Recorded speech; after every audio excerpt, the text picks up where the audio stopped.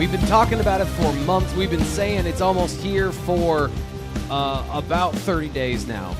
And now, it's still almost here. It's tomorrow. Penn State football begins training camp tomorrow. I'm Thomas Frank Carr here on the BWI Live Show. I'm joined by Greg Pickel, and we're going to be talking about, we're going to be previewing our final camp battle, position battles here on today's show. Of course, Greg here, and that is not a normal setup with our schedule for the week. Normally, it's myself, Sean Fitz, and Nate Bauer. This is the time of year where people are getting in their final, like, okay, I'm going to get away for just a little bit because once Saturday hits with Penn State Media Day, it's locked in, you're in the fighter jet, and you don't get out until the season is over. Maybe a couple days there for holidays, which crazy to think that all of that happens in the middle of Penn State football season. But yeah, that's kind of what's going on today. So Greg has filled in. He's pinch hitting today on Tuesday. It's going to be you and me most of this week. Greg, how you doing? I'm good, T. Frank. We are in the season as far as I'm concerned. So I know the offseason obviously still has 30, 31 days left, whatever it is. I'm not a math major, but we're here. To me, once Big Ten Media Days go in the book, the season is here. And obviously Penn State still has a preseason camp to get through, which, as you mentioned, kicks off on Wednesday. But the time has come. There's been months of talking about what this Penn State team could do, what it did in the offseason to be better, so on and so forth. And we're finally at the point now where we're about to learn on the field what these guys can do before it's time for Penn State to take on Nevada at Beaver Stadium in a month from tomorrow. So looking forward to it. Glad to be here with you. Good morning to the Tuesday crowd. I see some familiar names from the Wednesday show, and we got a good one lined up for you today. Yeah, and it's just a good time to remind you to start the show that it's here, all of the updates, the information, the facts that we're going to be getting you over the next month about training camp, because it's the start of season, but it's still not like a very widely available thing, right? So, you don't get to see the updates and everything. And we don't, to be clear, we don't get to go to practice every day and see all of the things going on, but we do get to see some of that stuff. We'll have highlights from camp starting when we get our access on Saturday. We'll have James Franklin's press conference to start the year. He'll be sitting down for about 45 minutes, so you get way more James Franklin press conference coming your way this week. And then, of course, our great articles and things like that over at BlueWhiteIllustrated.com. Great time to remind you to sign up right now for just $1, because we're in the time where you need it. The information is going to start to flow. Well, actually, I should say the information is going to start to dry up. And there's only a couple of places in the dry season where you actually get real information and sourced writing and things like that. And it's from our guys at BlueWhiteIllustrated.com. They do such a great job. Greg, Ryan, Nate, Fitz, all do an excellent job of getting you the information you need to know about Penn State football. So subscribe right now for $1, and you can try us out for a week. You'll get into that training camp conversation point. And then, of course, we'll get into the regular season. You can be subscribed for that. And it's a good time to subscribe now to the YouTube channel, because, we've been putzing along here, having the show, hanging out, having a good time. Is getting real. We're going to have 6 live shows a week during the regular season. We'll have press conferences, things like that. It's going to come at you from all different directions, but we're going to have all that for you here on the show. So I know a little bit longer of a preamble than we normally get into things. So let's get into things. Greg, you were at Media Day. You went to Vegas. I am assuming your pockets came back a little bit lighter, so I hope you had some good times. But what were your main takeaways from Media Day? We're going to be talking about James Franklin between the lines in just a little bit. What were some of the other things that maybe didn't make it onto the videos here on the YouTube channel, or maybe some other things you just thought were generally interesting from your time there? Yeah, so to set the scene, Big Ten Media Days has previously been in Chicago for a long time. They moved it to Indianapolis a few years ago to Lucas Oil Stadium. This was the first year that it was in Las Vegas. Partially, Big Ten Commissioner Tony Petitti explained because Indianapolis was booked up this week. Brickyard 400 was in town. I'm assuming that was the issue and why they could not hold this event in Indianapolis like they usually do. So, I mean, if you find yourself in a situation where you need to have a massive convention, so to speak, and you don't have a lot of time and a lot of options to book it, Vegas seems to be open for business at all times for those events. So are you saying that the Big Ten basically was like, we need a place to have our party, and the house is full, so they just had to go out at the last minute, it sounds like? Yeah, that's surprising for an organization like that. Yeah, I'm sure it wasn't the last minute. The Big Ten basketball championships in a couple years are going to be in Las Vegas, so I'm sure no matter how Tony Petitti wants to phrase it, I have a hard time believing that some of this move wasn't tied into getting ready to have championships in basketball out in Las Vegas. So I'm sure that was a big part of it too. But he was asked about it at Big Ten Media Days, said it was related to logistics in a large way. Obviously, you have a West Coast presence now with 4 teams there, so that's a part of the equation too. But yeah, just an interesting setup. You go from a NFL stadium you go from Chicago, you had big ballroom hotels. So you go from that to an NFL stadium to one of the biggest conference centers I've ever been in literally tucked away in the corner of this massive hotel and casino.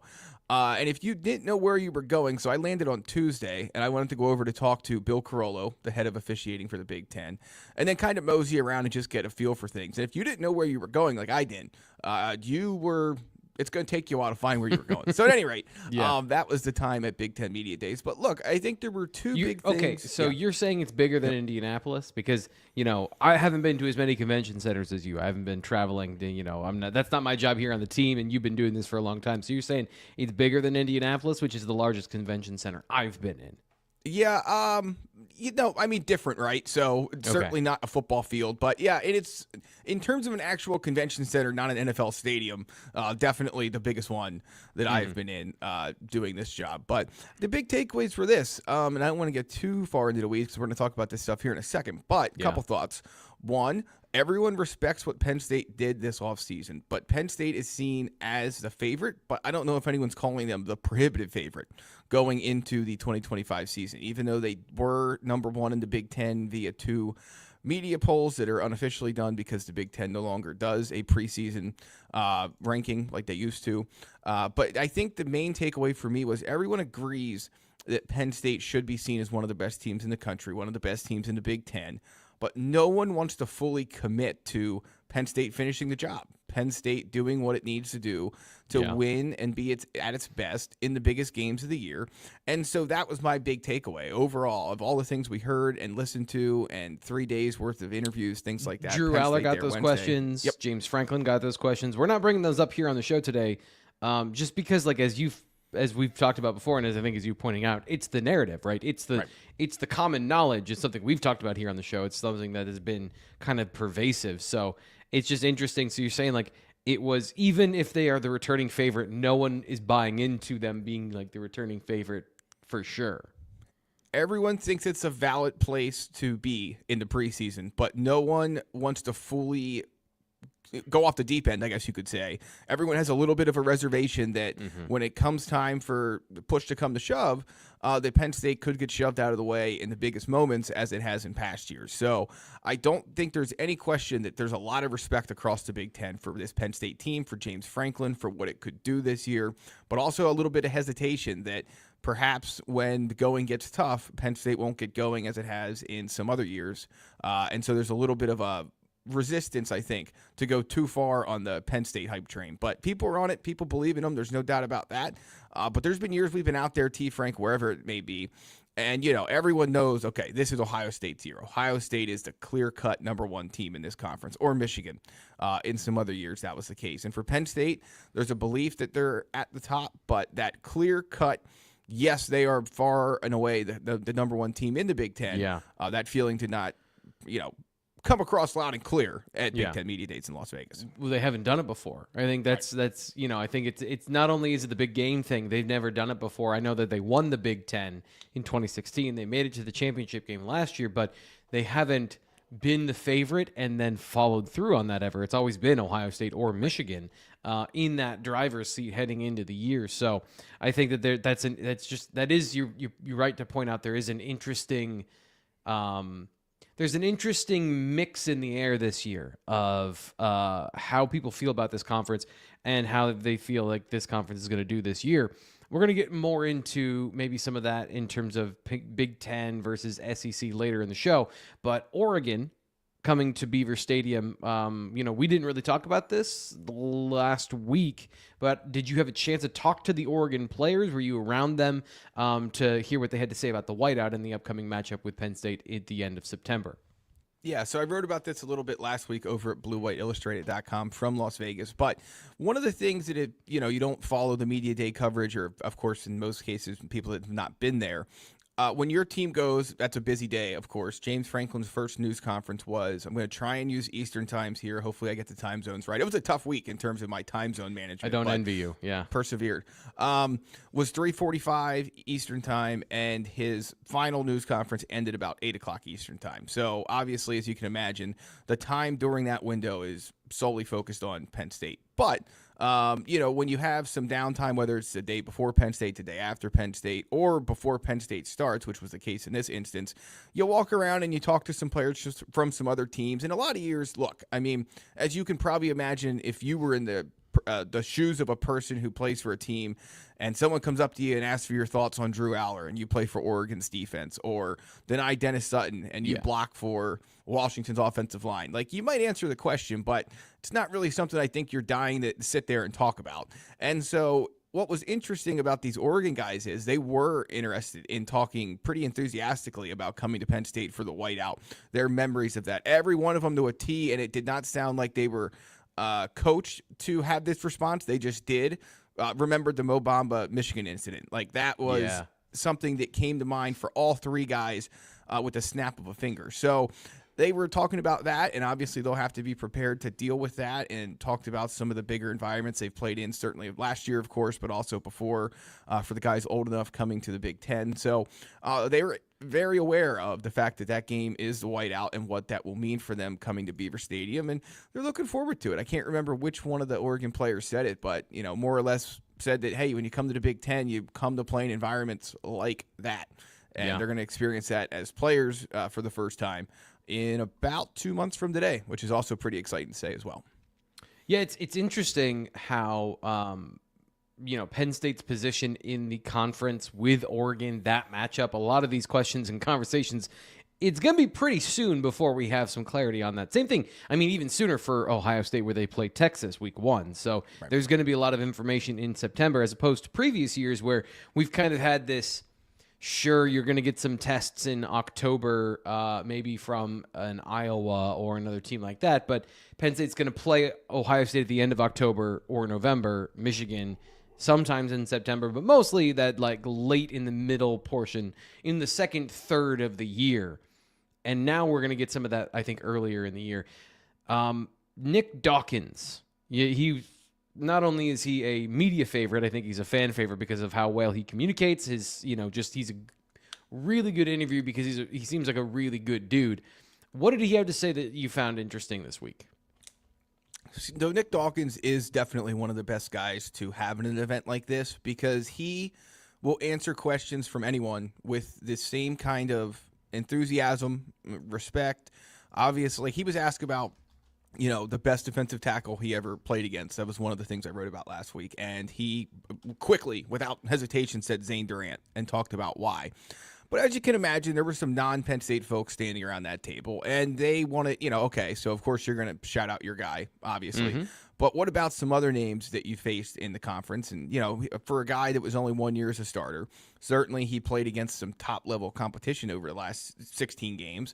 But he does not have the same kind of a perspective to answer that question that a Drew Allar would have, who has faced, obviously multiple years now of the best defenses in the Big Ten and in some ways in the country. So, but he was willing to talk about those names, some of the ones that he remembered from last year. And again, not every player is willing to do that, but he is. So that makes him a great participant at an event like this. But he raved about Zane Durant. You can go read about it over at Blue White Illustrated and all the reasons why he thinks Zane Durant is both underrated and sitting on his best season yet. But the one that he talked about in that regard from Penn State, that James Franklin started the hype train a little bit during his time at the podium, and then Nick Dawkins went into the conductor's booth and made sure the high-speed lever was pushed as far as it could go. Pushed the throttle all the way forward and then snapped it off. Exactly, like. Yes. Raved about Khalil Dinkins. And one thing we heard last year from Drew Allar, I don't want to put words in his mouth that aren't completely accurate, but he called him among the best run-blocking tight ends in the country. And I can't remember if he called him the best or among the best, but anyway, he put him in that upper echelon of run-blocking tight ends. And you can see it on tape. You can see it on the touchdowns he helps create.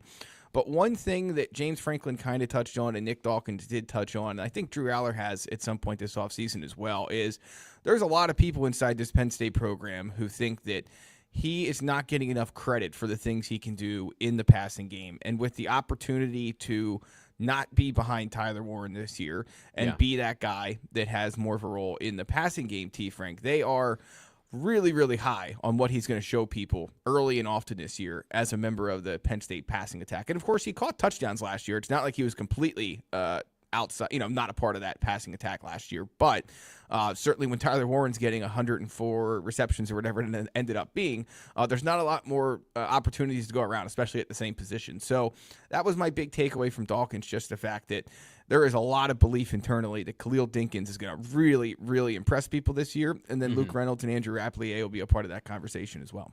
I think it's interesting talking about Khalil Dinkins last year because you don't think of him as the run blocker. Tyler Warren got all those highlights of pile driving guys into the back of the end zone, right? Right. You have to be watching those Tyler Warren highlights to then go, oh wow, look at Khalil Dinkins down blocking a defensive end and opening the hole. So there's that factor of it. And then I think there's the factor of if he's playing a Tyler Warren role, he's more of the move tight end, he's going to get easier matchups. And not to say that Tyler Warren wasn't a good blocker and he didn't deserve some of those highlights, or I'm not trying to discredit that. But if you're not the guy attached to the end of the line of scrimmage having to literally fight every play with a defensive end, and now you get more outside linebackers, you get more safeties, you get smaller guys because you're the target in the offense, you're going to get more highlights. And I think that there's an opportunity this year for people to see more often Khalil Dinkins and his run blocking ability, not to mention his pass receptions if he's going to be the guy that it sounds like with Andy Kotelnicki when I talked to him this summer, talked about Khalil Dinkins. You mentioned James Franklin and now Nick Dawkins. Sounds like he's going to be a big part of the offense. Maybe not to the Tyler Warren level, but to the ability for him to generate important impact plays in the run and the pass. I think he's got a great opportunity to show all of that because I think we forget at the end of the 2022 season, or 23, the 2023 season. Yes.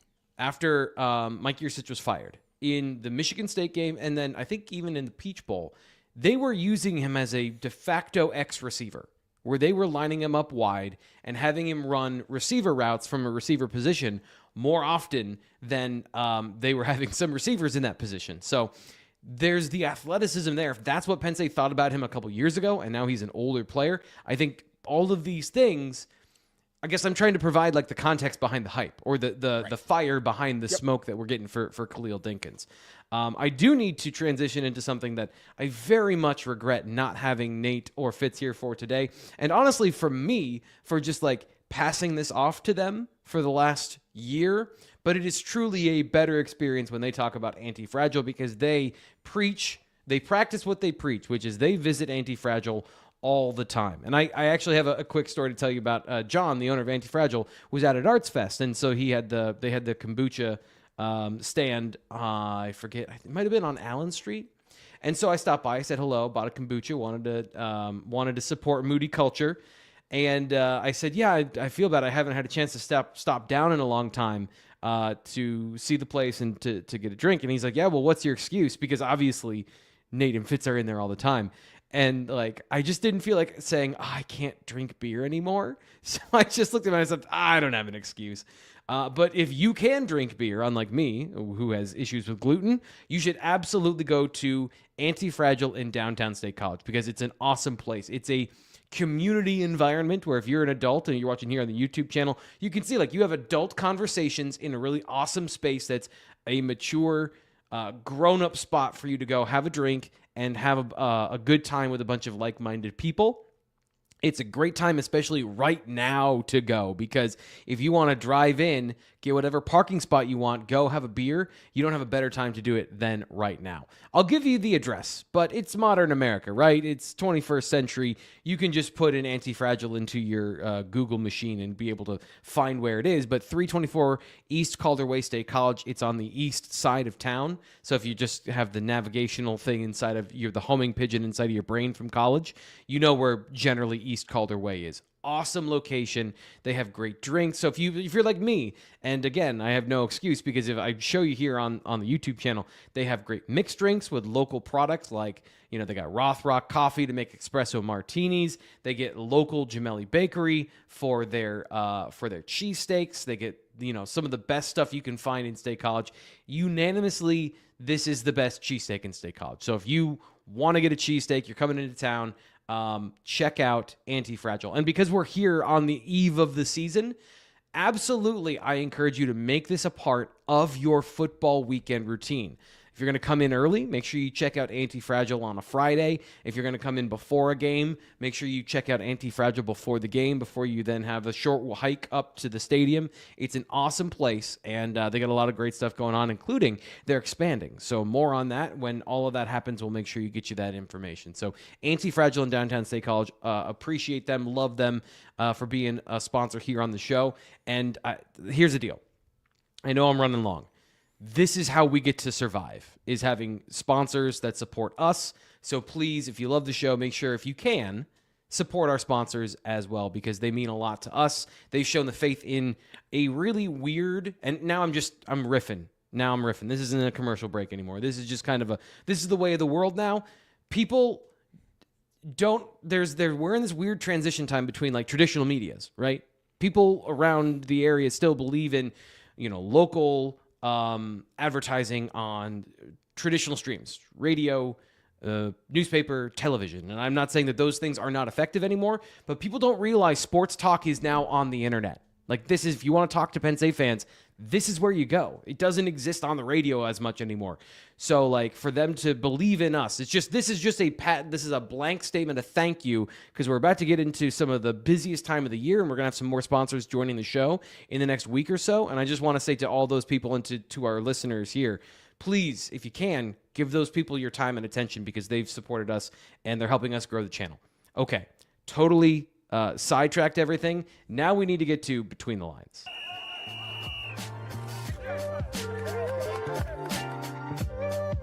They have both gotten reps with runs.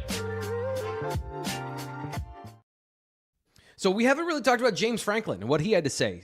Spoke for an hour total, both at the podium and then for the 45-minute podium media roundtable, and it almost came a podium roundtable there because I am professional. I do a very good job with my words. Greg, you were there for the entire thing, getting us the audio and the video, which people have seen over on the YouTube channel here. We're going to start with where we started this general conversation, was the fact that everyone went to Vegas, and it was kind of a weird situation. The majority of our teams are near Chicago, where this used to always be. The majority of our teams are near Indianapolis, where this used to be. And it creates a different environment. I walk around the lobby. I don't see any signage. I don't see anything for the Big Ten. I don't see people getting autographs. I don't see. It's a different vibe and it's a different feeling. I think that other conference, when they have their meetings, there's essentially a press conference every single day at the end of the meetings. It keeps people talking about that conference at a time of the year and makes them relevant. We're not doing that. We need to be talking about the Big Ten and our programs and the things that we have done, and making it as accessible to everybody as we possibly can, and connecting with the fans. And don't misinterpret what I'm saying. I think Vegas is a special place, and I think they run events as well as anybody, but it's a different feeling. I thought it was just a really interesting comment here from James Franklin. It's just an excerpt of what he said about Big Ten Media Day. And the reference of that is, Greg, to set you up here, he was talking about the difference between the SEC, their media days, and what the Big Ten did this year. So were you surprised that he was critical of the situation? You started out saying, I don't know how much longer media days are going to be a thing. Is that something you feel like James Franklin is sensing, and he wants to make sure that the Big Ten is using that as a megaphone to promote themselves? I guess, what was your takeaway from that response? Okay, so there's a lot to unpack here because There is, yeah. So number one, the whole like Vegas autograph thing. I hit on this a bit at the beginning of the show. Like there was none of that in Indy either. Like obviously Indy has a lot more Big Ten branding because it's home of the Big Ten championship game, and the stadium is set up in a way that they're used to doing that. So yeah, there's definitely when you get to Indy in previous years for Big Ten Media Days, you knew Big Ten Media Days was going on. When you go to Vegas, I mean, there's conferences there every day of the year almost. I'm sure there's some, Thanksgiving and Christmas, maybe not as much. But otherwise, there's a conference there almost every day of the year. So it's not really something that Vegas is going to go out of its way to get ready and welcome the Big Ten. Also, as James Franklin said, the Big Ten really has no connection to Vegas other than moving its championships there in a few years. But so I think he's talking more, though, so this was a jumping off point, and then he went in some other different directions. Greg Sankey, James Franklin said that other conference, Greg Sankey, SEC commissioner, posted a message on social media that said something to the effect of hello from the other conference or something like that. Yeah. But what James Franklin was talking about, it was a compliment, by the way. He was saying that the SEC does it right. Right. I think that this is always interesting where it's you get my name out your mouth, and it's what if it's a compliment? Because that's what he's saying is the Big Ten should emulate the SEC, and the perception that the SEC is all that matters in college football. I've heard multiple people say, including NFL GMs, say the SEC is the closest thing to the NFL. And it's is that actually true, or is that the perception that everyone believes, even though the Big Ten, I think, has proven pretty regularly that they are on par with that conference? Yeah, absolutely. And so again, a couple thoughts on that. We're going to spend a few minutes on this because I do think there's more to unpack there than just James Franklin more or less saying that Las Vegas wasn't the right place for this event. I think his point was a lot larger than that. But, number one, with the other conference thing and Greg Sankey's response, this is where the hyper local focused coverage and the mixes with the people who just either cover nationally teams in college football or cover their own team, obviously.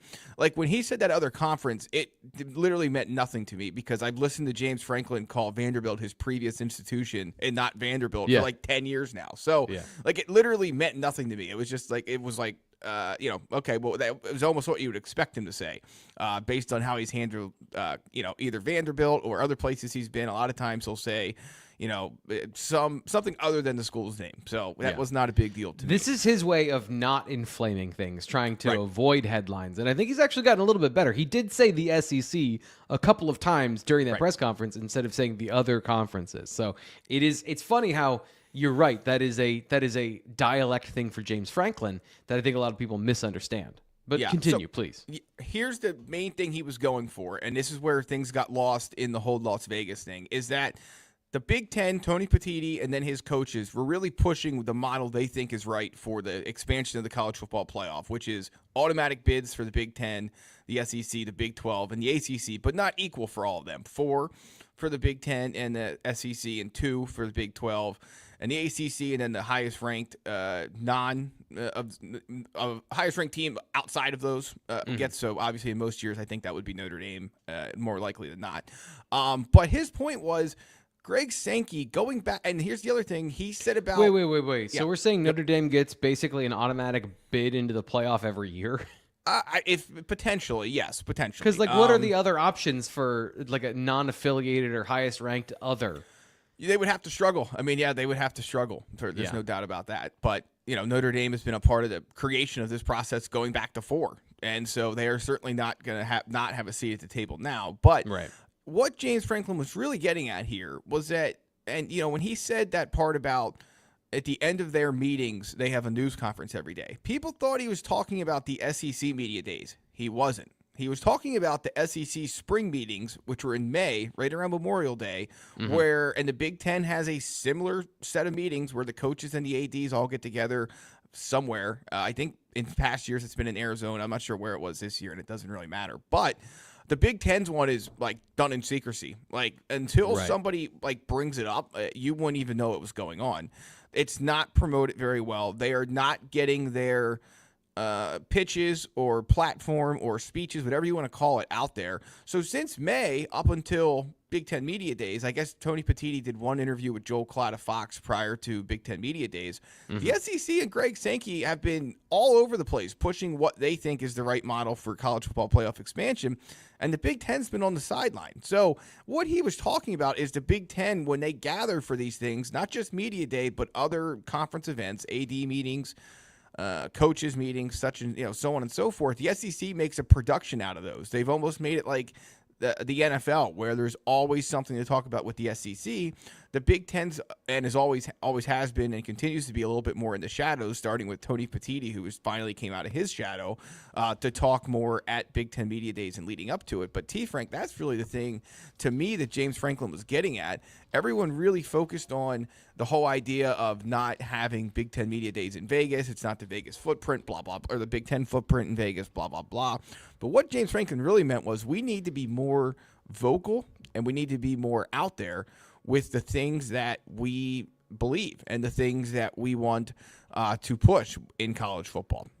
And I thought the Big Ten coaches stayed on message with Tony Petitti and stayed on brand, so to speak, with the things that the Big Ten seems to be pushing for. But James Franklin's point was the SEC's out there sharing their side of this, and the Big Ten, until recently, has not been. So don't get caught in the weeds with the Vegas location talk, because his point was more about the Big Ten doing more at other times of the year to get its message out. So that is what he was getting at there, even though the Vegas thing is obviously what most people really focused in on from that clip. Yeah, well, it is interesting, just typically or generally, that James Franklin being critical of the conference at large. I think there would be a time in his career where he would have shied away from those things and been just kind of like toe the line, be one of the, just be one of the soldiers in the army. And now I just think generally he's been more vocal about his opinion on things. And I found that one particularly interesting because without all of that backdrop and context, which a lot of fans don't have, might not have really picked up on all of those things. Next thing I want to talk to, it was actually your question to James Franklin. I always want to shout out when our guys do a great job.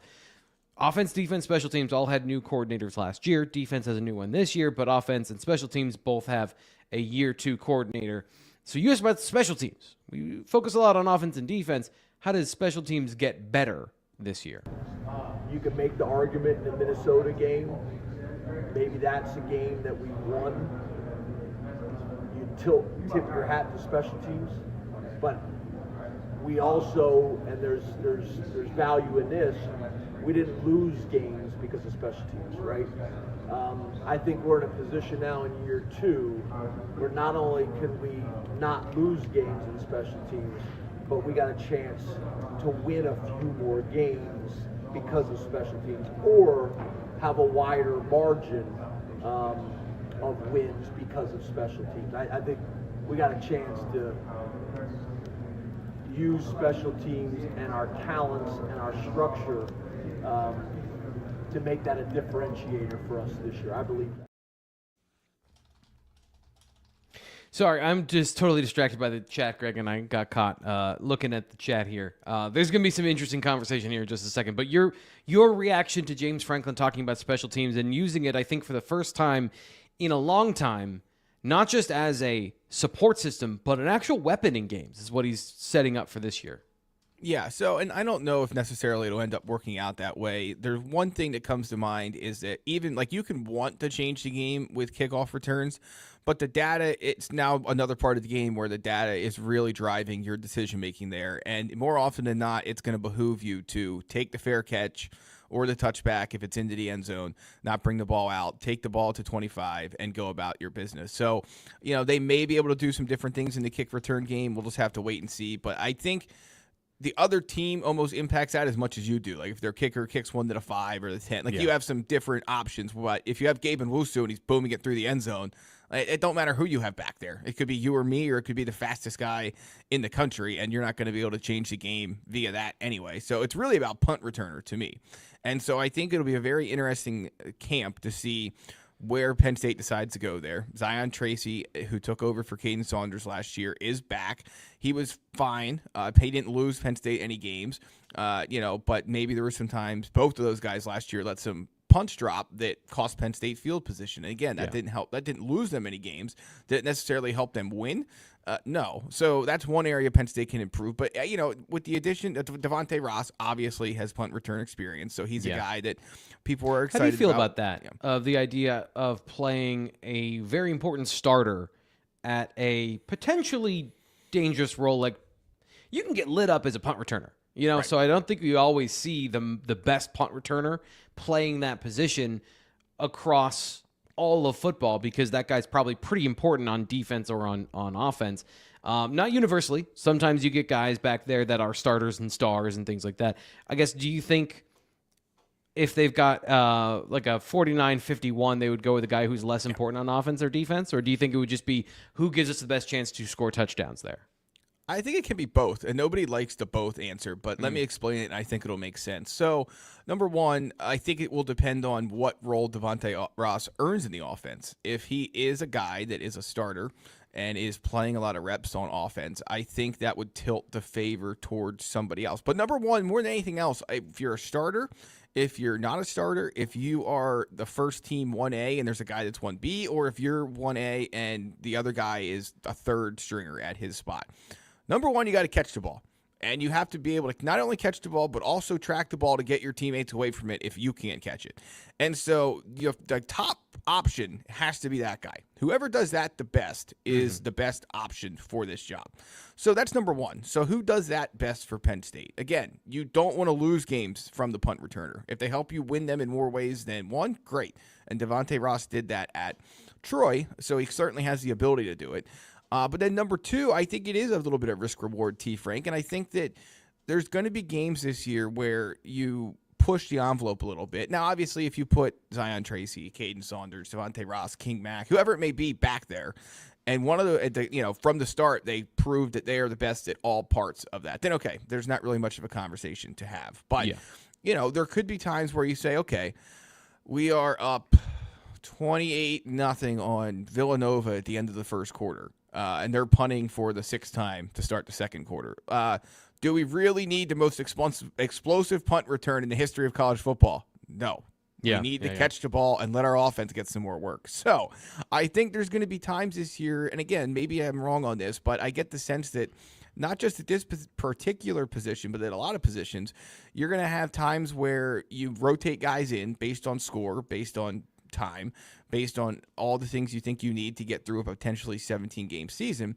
And so I do think there's going to be instances where the best, most explosive option is not the one Penn State goes with the punt returner, because for whatever reason, the game situation says they don't need to. And so they can try something else, get another guy some reps, so on and so forth. So just very interested to see how that is handled. But the reason I was hoping to ask that question is because we will talk to Justin Lustig this weekend at Penn State Media Day. We will get a sense for where things stand on that front in terms of where they're at going into camp. But the problem is that special teams is the one spot that we go to some practices, obviously see some different things. Some we can share, some we can't, so on and so forth. But special teams is the hardest one for not just us, but the coaching staff as well to get right in training camp a lot of times. Because it's one thing to make all your kicks at Haluba Hall, or even if Beaver Stadium, if they're having a practice scrimmage.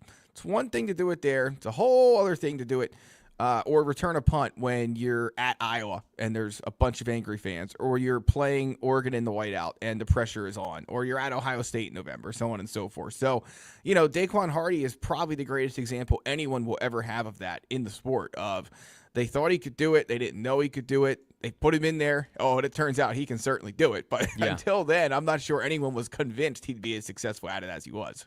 But to your point, it wasn't just about him being able to return punts. It was about him making the good decision.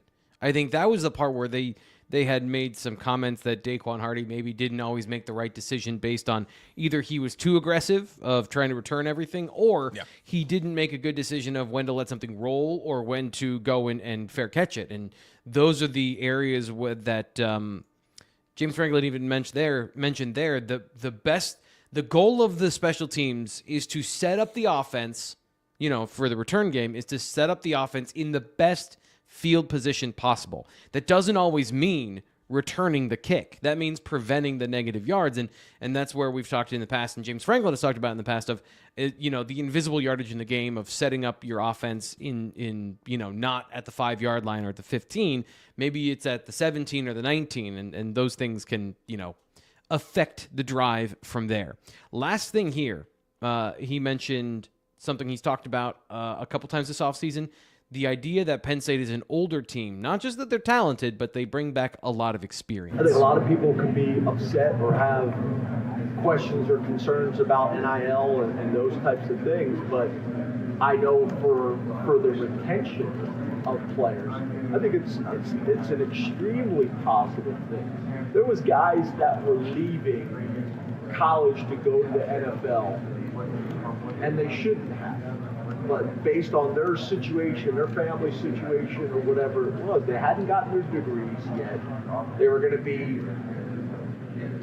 4th, 5th, 6th, 7th round draft choices, and they came out early because they just could not turn that opportunity to make that type of money down for their family. So when it can become a win-win situation where they can come back and finish their degrees or get a master's degree like Dolphins, have a chance to win at the very, very highest level, and got a chance to increase their draft stock, it's hard to argue. It's a win-win for everybody. It's a win for the kids. It's a win for the institution. It's a win for the Big Ten. It's a win for college football. Everybody wins. What do you think of this? I was 100% right. And again, the NIL conversation, that's one Nate usually has here on Tuesdays with everyone. And look, that is one part of this, and you can hate it. You can hate NIL. You can hate revenue sharing. You can dislike what happens in recruiting with Penn State, or I know we have some other fans in the chat, your team, because of losing a guy due to an NIL offer here or things like that. But the one thing you do have to love about it is it should make the product better, both in the college game and the NFL, because guys, he's right. He's 100% right. There are cases all the time, Penn State and elsewhere, of guys who left early, who probably didn't have to leave early, but for whatever reason, they felt like financially, they wanted to go. And it's not always about financials. Like, I go back to Kobe King, I go back to Kalen King as two examples. Like, I don't think those guys left for monetary reasons. I think they left because they thought they were ready to go to the NFL and were done with college football. But for the guys who are in a position of, okay, if I can go be a 4th or 5th round pick and support my family that way, or come back here and not do that just yet, but maybe I'll make more money the following year. Well, a lot of guys can't wait or don't want to wait to that following year to take care of their family. So it is very important. He hit the nail right on the head, T. Frank, and I think he's right. So, again, no matter what part of the NIL revenue sharing, money in college athletics part or game you may dislike, I think this is definitely one big positive that's come out of it. And it should make this level better because more veteran experienced players should be in the sport and not have teams relying on so many young guys. And then vice versa. It may temporarily worsen the NFL product a little bit because you don't have as many depth guys coming out. You might be relying on some guys that are maybe a touch below where some of these guys who used to come out early are. But I think long-term it's going to make both leagues not only better from a talent perspective, but also more watchable as well. Yeah, I think there's an interesting dynamic, too, where you've got this downward pressure with more guys staying in college and being experienced and having a more well-rounded starting overall 22. Yeah. And then you've got crazy numbers in NIL for recruiting where there is an absolute pressure to, if you've got a high 4-star or a 5-star player that you just recruited and you're giving him millions of dollars, there's also a pressure to then play that guy. It is now that I say it out loud, it is very much getting closer to that NFL model of a first-round draft pick's got to produce, but you also are going to give the veterans every opportunity to win the job because you know they can do it. Like, you've seen them do it. And it's whether or not that young guy who may be more talented can do it better than those other guys right out of the gate. So it's an interesting, and it should lead to, as you mentioned, a better overall product. Instead of we have to play these young guys, there's a certain, I think over the last maybe, what he's talking about are guys that are juniors, essentially true juniors, that go to the draft early, or maybe even they're seniors and they have that 1 year of eligibility left, as opposed to somebody who started for 3 years, like a Jalen Reeder or Kobe King. And you have to then weigh, how long is my NFL career, and do I get to that second contract? When do I get to the second contract? That's the goal when you go into the NFL. So you have to balance those two things if you've got both opportunities in front of you. But if really you don't have that opportunity in front of you and you're like a true junior, I think the number topped out in the hundreds of, I want to say it was like 2016 or something, whatever it was, 2019, whenever it was, before COVID disrupted everything and then we had NIL, where there were just legions of guys declaring as juniors to go make money. And now that number has decreased significantly. Ironically, with the COVID years, it also has added more veterans in the NFL draft. Anyway, getting too far afield. Couple things I want to say here. I always like to share the fun things in the chat if I can. For the podcast people, obviously you have very little reference for this, but Charisse is here, Buckeyes fan. I feel like we have a very diverse viewership here, Greg, from the live. Charisse is a very light troller. I think she does it in a fun way. She's been here regularly. I always appreciate her being here. She's an Ohio State fan, but she seems to be a nice person. And then the newest one, Greg, and I don't understand this one, is Mr. Sip, Mississippi State fan, who's here now every show. It's the most confounding visit we've had, but also, like, again, a very nice one. I enjoy these people being here. I enjoy you being here, and I just wanted to shout that out. I do have to say, like, I speak sarcasm. I don't read sarcasm very well. So I don't necessarily get the joke. I think of things very literally. And I thought we had an Iowa fan in the chat. And I thought that was surprising. Eastern Iowa. And if you're not watching on the YouTube channel, there's a logo of Nittany Lion with the Iowa green. I thought Eastern Iowa University. Oh, that's weird. I had never heard of them. But also, I'm doing a live show. Didn't really think about it. And then I thought about Eastern Iowa. Eastern Iowa. Okay, so a very angry Penn State fan is in the chat. But if you're actually from Iowa or you're an Iowa fan, welcome. Welcome to our menagerie, our Big Ten SEC show. We got lots of people here. I love that. Let's keep growing the fan base, because I think we talk about Penn State football. We talk about bigger things as well. Now, this is going to be very Penn State football, Greg. There's not going to be a whole lot of let's talk about the Big Ten or the SEC or these big ideas behind college football. We're talking about camp battles for Penn State now, and we're getting to the premier positions today because camp starts tomorrow. Can't preview something that's currently happening. Let's talk about linebackers and receivers.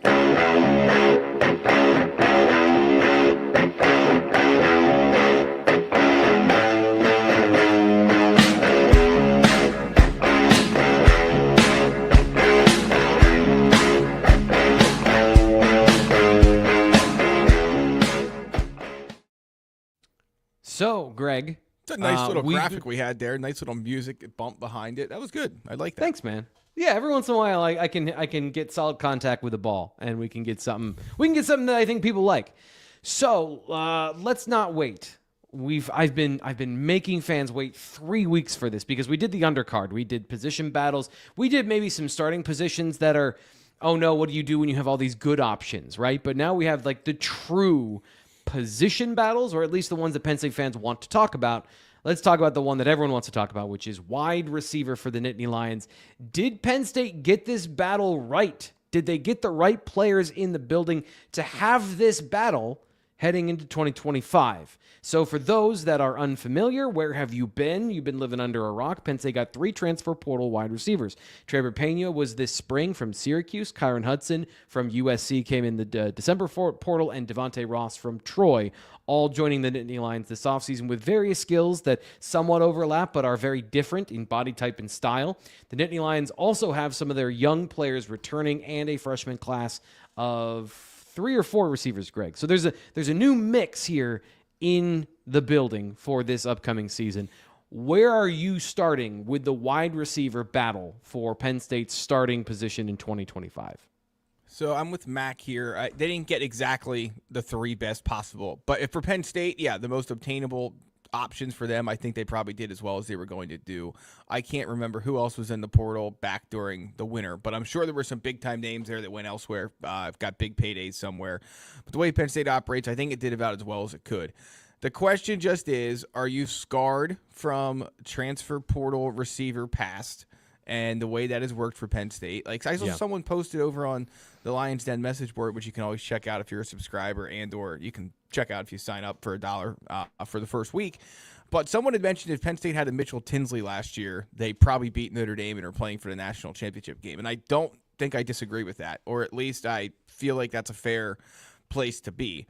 Not that Mitchell Tinsley was a world beater, but certainly I think based on what Penn State's receivers did last year, I think he probably could have helped that group if he was still in college. But otherwise, Dante Cephas came with high hopes. Just didn't really work out all that well.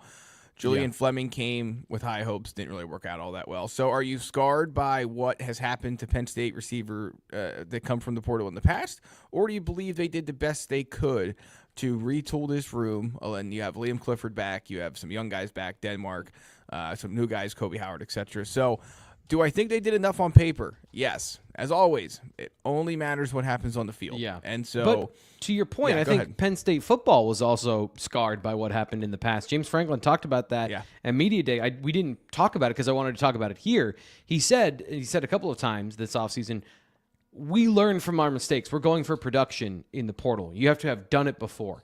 And I think that goes to his conversation about older teams where Kyron Hudson has produced. Trevor Pena was one of, if not the top receiver on his team, and Troy, smaller pond, but Devontae Ross was the biggest fish in that pond by far. So you've got guys that have done it at least at whatever level they are, and the question is more about can they translate that to this level, not can they do it. We actually have examples of them playing on the football field. The question I have for you, how many receiver positions are they battling for at this point? How many are they battling for? Well, if you listen to James Franklin, it's all of them, right? They're going to tell you there's competition at every position. But right. But I guess my question is it 3 starters? Is it 2 starters? Right. What's the offense even going to look like? Do they have 3 that are good enough that Penn State's going to play 3 receivers more than 2 tight ends this year? I guess I don't know. I genuinely don't know that question. I've been wondering that all offseason. I've been making arguments that 3 receivers are better than 2 tight ends from a big picture play perspective, but I don't know that I even believe that's true because you put the best players on the field. So I guess what do you think about that? Do you think that they've got 3 receivers that can be good enough that they can build an offense around that set of players? I believe that Penn State will have the opening play against Nevada. They will come out with 2 receivers and 2 tight ends. But while the first team offense is in for however long they are in against Nevada, I think when you go back and do your first T. Frank's film room of the fall, which will come out after the Nevada game, I think the numbers will show that when Penn State's first team offense was in, despite starting with 2 tight ends and 2 receivers, they will have used more 3 wide receiver sets than 2 tight end sets by the time all is said and done. Now, again, the numbers are going to be skewed, especially during this non-conference slate, because Penn State's going to run. There's not, they're right. Obviously they're going to do that all year with Nick Singleton and Katron out, right? But more than ever in these non-conference games, it is about getting that offense fine-tuned and running clock and getting out of there healthy with a convincing victory. So I know what you're saying. I think they are battling for 3 overall. How the snaps break down, we'll just have to wait and see. Again, I think when we're talking approximately 3.5 weeks from today during a show on the first Penn State bye week, I think the numbers we're looking at then in terms of Penn State's personnel usage are going to be very misleading as in terms of, maybe not, I could be wrong.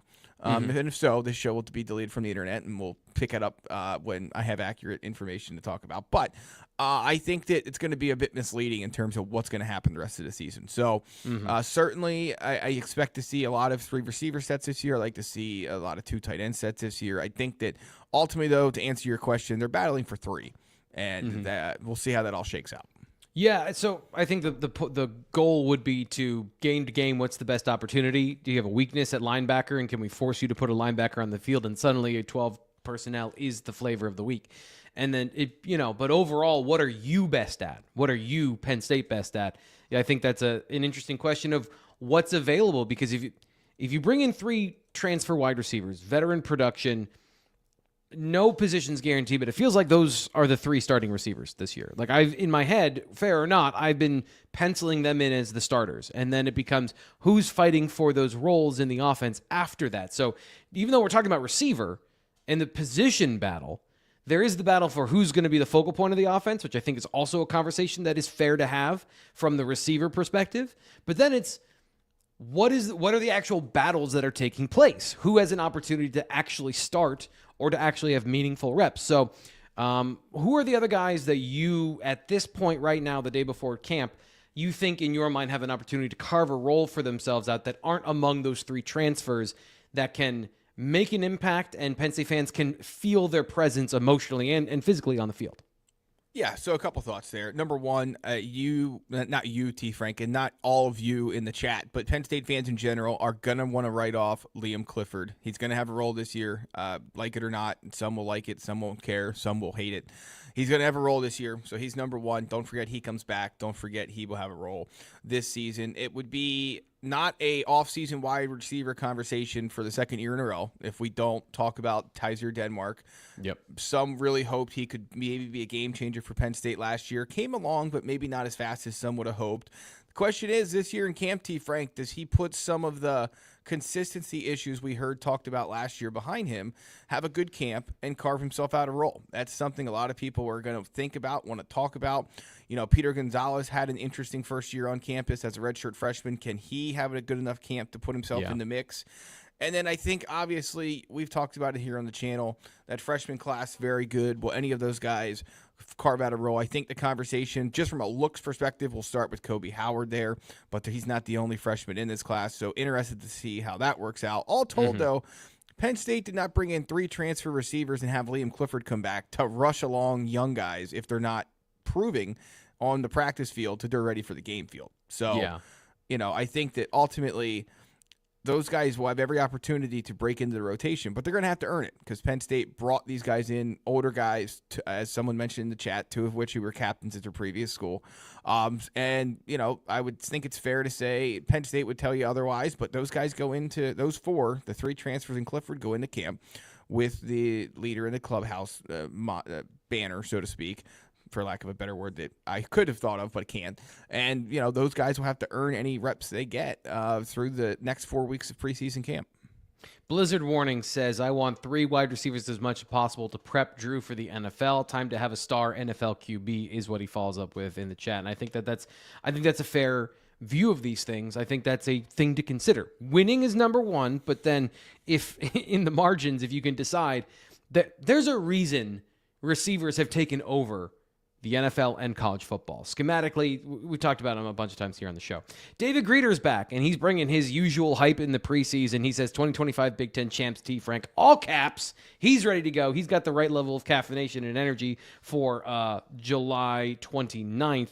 Eastern Iowa still new here, does not know David Greeter. This is his thing. It's his yearly tradition. It's kind of his WWE wrestling intro. And so Eastern Iowa says Big Champ is empty and meaningless. But David's got his traditions. So we got some new people mingling here in the chat. We are not going to have enough time to do all of these things. Do you want to go longer, or do you want to save some of these position battles for tomorrow, Greg? Let's save them because I feel like we did tomorrow's show today. So we will, I think, be happy, and I hope the fans are too, and thanks to everyone who's been watching. But, let us save some of these so we can have a longer show tomorrow too, because I feel like we go long today, and then at about the 30-minute mark tomorrow, we're going to have to be wrapping things up. What do we talk? What do we do? What do we do now? Okay, so I want to dig into the receiver conversation further because why not?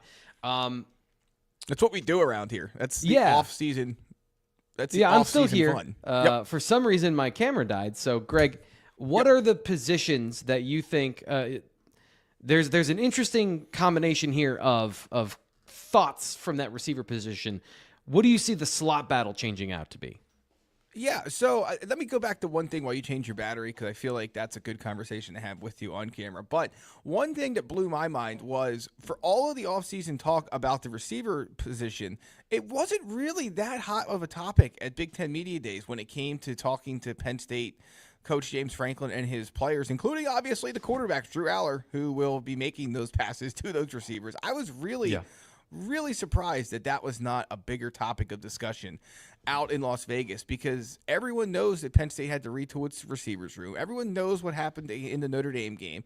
And I guess maybe on one hand, T. Frank, it's such an over-discussed thing at this point that maybe people just weren't all that interested in having the conversation. But again, like, I guess my second thought on that would be that didn't stop people from having the hyped Penn State, or can they do it? Will they do it? Is this over the hump? Blah, blah, blah conversation. So I thought that was an interesting thing to discuss. When you're talking about the slot, it's a great question. I mean, I think Penn State, you look at what they tried to do with the slot position last year. At times it worked, at times it didn't. That was the story of this receivers group, and more often than not, it did not. So when you talk about the slot, I mean, I think you look at the list here. Again, can Tysier Denmark get himself in a position to battle Devontae Ross for that role? Ross, obviously, and Trebor Pena are the two guys who make the most sense there. Liam Clifford can do it as well. So that's going to be the big challenge for Marcus Hagans and Andy Kotelnicki, figuring out the best place to put these guys on the field, not just when there's only two out there, when there's 3 or 4 out there as well. So this is I think this is a really interesting conversation that encapsulates a lot of different things. And we got new viewers here, and we're getting closer to the season. So Penn State's biggest problem for review here is, in my opinion, has been they had too many slot receivers, too many Z and or slot receivers, guys that play out into the field that are more route runners than they are physical players at the position. Ironically, at 6'2", 200 and some pounds, I think is what he is. I got it right here. Yeah, Liam Clifford, 6'1", 206, is one of the biggest receivers on the team the last couple of years. Liam Clifford has been a slot possession receiver, a big-bodied slot. What is Tyler Warren, if not a big-bodied slot receiver? So as much as last year, Liam Clifford early in the year was getting a lot of those plays where he'd line up in the slot, he'd take some deep shots, and he was a part of the offense. But then, as it became obvious that the difference between Liam Clifford and Tyler Warren was, let's get the ball to Warren as much as possible, it's not just the outside receivers or the everyone else or the number 2 tight end that ceded their targets to Tyler Warren. It was all the possession receivers on the field as well. You know, all the Liam Cliffords and Julian Flemings. All those snaps went then to Tyler Warren. And then what you had was 2 outside receivers, how they were used, you know, primarily where they're lining up, not where all of their targets came from. But you had Trey Wallace and Amari Evans. So to me, if you're going to have a similar situation of playing 2 tight ends often, what do those outside receivers look like? Because I have no question that they're fine at the slot now because they intentionally went out and got Trebor Pena. They went through spring practice. They had a bunch of guys competing for that slot position. They had Tysier Denmark. They had Kobe Howard and Liam Clifford, right? And, of course, Devontae Ross has some snaps that he takes in the slot. So I don't have a problem with, like, who's going to line up in the slot. My question is, like, who's going to play outside to bring balance to the force, bring balance to the receiver room, because that's where they fell down, I think, in those situations last year was you didn't have those threats outside to balance what you had in the slot. I do think it's important, though, to say that they intentionally went and got a third receiver, a slot receiver, who can play outside, sure, but his primarily all his production, all the things we've seen him do, again, going back to what James Franklin said, we want guys that have proven production. Trebor Pena has tons of proven production in the slot. So now the question is, Devontae Ross, Kyron Hudson, if those are your starters, to me, who are backing them up? Who are the guys that are going to make plays outside? And so that's where I'm focusing a lot of my attention. Tysier Denmark played a lot in the slot. I'm interested to see where he lines up in camp. If that's changed now that they brought in Pena, or if that means he's going to stay in the slot and he's going to just be the number 2 at that position, at a position that is both transitory between tight end and the second running back, you know, because you can also have 2 running backs on the field, or if he's going to get a chance to play outside and back up Kyron Hudson. Then you got same question with Kobe Howard. He's a bigger physical player. As a freshman, he's 202. Is he going to get a chance to play outside? And who among that group is going to make plays at more than one position? And the guy that I think has the best combination of skills but has not been on the field to do that, that's like makes sense, no-brainer, has the height, weight, speed, and has the IQ to do it, is Peter Gonzalez. But he's got to stay healthy, and he's got to be healthy in camp. So I guess that's where I'd go looking at that receiver position and looking at the battles that are happening. which is funny. We spend all offseason talking about, do they have like the wide receiver battle in camp? And it feels like, again, what we're talking about here is it's going to be a battle for number 4 or 5. Is that how you see it? Or do you think there's an opportunity for some of those transfers not to be starters? Is there an opportunity? Yeah, of course, there's always an opportunity. Is it likely going to be the case? I doubt it. Now, look, one of the things I wrote, I don't know, at some point over the last 7 days over at Blue White Illustrated was there's always somebody that surprises us during camp that maybe was not getting a lot of attention, not getting a lot of opportunity externally to win a job or to carve out a bigger role. And so maybe that happens at the receiver position. But I think it starts with the top 4. I really do. And those guys are, if you're putting betting odds on it, those guys are your most likely one to win the starting jobs and be the top guys in the opening week of the season against Nevada. But I never say never. But I think it's more likely than not that the starters come from that group. All right. Well, Greg, awesome. Let's do it again tomorrow. We're just going to flop positions on the screen where you're going to be the host. I'll be in your seat, and we'll do the same thing all again tomorrow. Of course, Penn State camp starts on Wednesday. We will have a Thursday show as well. Still a little bit fluid and TBD at this time of year with recruiting, but we absolutely will have James Franklin's press conference Saturday. We'll have a live replay of that shortly after its conclusion right here on the Blue White Illustrated YouTube channel. Please subscribe here to the YouTube channel. It's free. Like this video. It helps us out. We need to grow exponentially this year. Like, again, Penn State's expectations for this 2025 season, I've had those expectations for this YouTube channel for 4 years now, and we've grown well. We've done a great job. You look at some of our competitors in our own network whose teams have had similar runs to Penn State. The size of them, maybe double what we are. The quality isn't double what we do. So help us out. Subscribe, like, all that great stuff. And, of course, BlueWhiteIllustrated.com. That's where you really need to go. That's the most important thing, is to check out all the information, because that's where you get all of it. Greg, thanks for being here today. We'll talk to you tomorrow.